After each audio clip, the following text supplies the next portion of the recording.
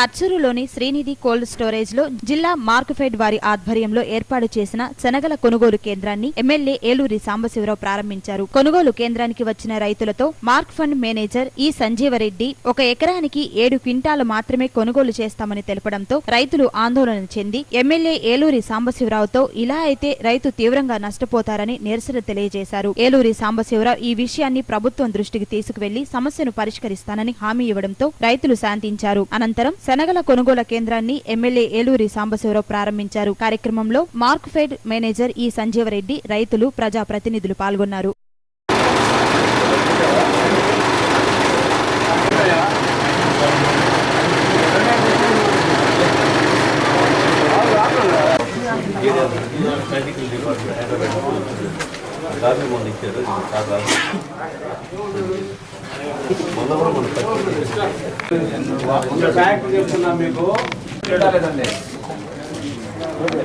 నేను ఉండే వాస్తవం చెప్తున్నాను, మభ్య పెడుతున్నారు. ఇది బాగా నెరవేరు వస్తుంది.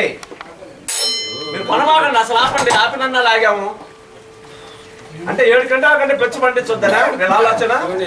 10 బండి 12 బండి ఇలా ఎవరైతే అంటే అదే